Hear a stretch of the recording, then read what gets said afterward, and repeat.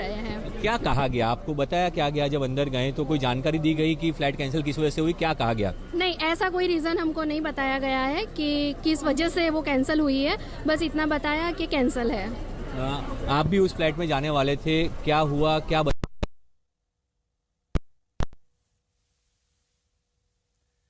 ठीक है ब्रजेश, हम आपके पास लौटते हैं।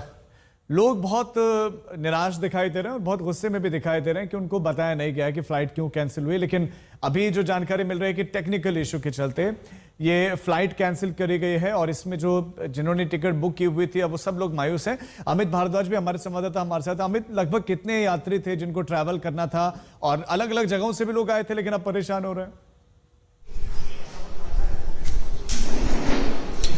बिल्कुल राजीव, देखिए क्योंकि इंटरनेशनल फ्लाइट है तो अलग अलग लोकेशन से और अलग अलग नेशनैलिटी के लोग भी इस एयर इंडिया की फ्लाइट में सवार होते हैं। लेकिन फिलहाल जो स्थिति बताई जा रही है, जैसा ब्रिजेश बता रहे थे, एयरपोर्ट पे बहुत ज्यादा केओस है और खासतौर पे पैसेंजर इस वजह से नाराज हैं कि उनको इंफॉर्मेशन सही रूप से नहीं मिली। अगर आप इस टाइमिंग को मैच करेंगे तो AI 171 की टाइमिंग पे ही ये क्राफ्ट उड़ रहा था, लंदन के लिए जा रहा था। लेकिन इस बात को हमें फिर से हम अंडरलाइन करेंगे अपने दर्शकों के लिए कि फिलहाल AI 171 के क्रैश के बाद जो सेफ्टी प्रोटोकॉल्स है वो बहुत ही हाइटेंड लेवल पे कर दिया गया है और खासतौर पे एयर इंडिया अपनी तरफ से बहुत ज्यादा high security check, safety check measures को इंप्लीमेंट कर चुकी है। इसकी वजह से पिछले 24-48 घंटों में आपको ध्यान हो, हांगकांग से भारत आ रही फ्लाइट को आधे रास्ते से यू टर्न करा के हांगकांग वापस ले जाया गया। पायलट को लगा कि टेक्निक हांगकांग ले जाना सही समझा। आज की खबर है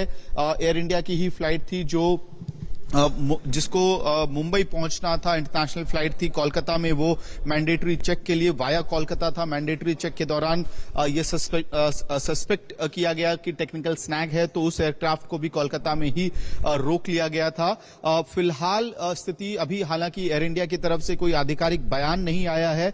अगर ये फ्लाइट कैंसिल करने की स्थिति हो रही है तो हमें ये मान के चलना चाहिए कि कोई टेक्निकल स्नैग था जिसकी वजह से क्रू और पायलट कंफर्टेबल नहीं रहे होंगे और साथ ही अथॉरिटीज ने ग्रीन सिग्नल नहीं दिया होगा इस फ्लाइट को उड़ान भरने के लिए। और यही वजह है कि अब रीस्केड्यूल करने की बात हो रही है और पैसेंजर्स को अब इन्फॉर्म किया जा रहा है। एक सवाल यह है कि एक के बाद एक फ्लाइट्स का कैंसिल होना या उनकी इमरजेंसी लैंडिंग होना, क्या कुछ ज्यादा सख्ती बरती जा रही है? चेकिंग बहुत ज्यादा डीप है, इस वजह से कोई भी छोटी कमी हो रही तो फ्लाइट कैंसिल कर रहे हैं, या एक्चुअल में ही दिक्कतें हैं तो अब चूंकि खबरें सामने आ रही तो इसलिए उजागर हो रहे हैं, इसलिए वो जो है सावधानी बरत रहे हैं, इसलिए कैंसिल हो रहे हैं?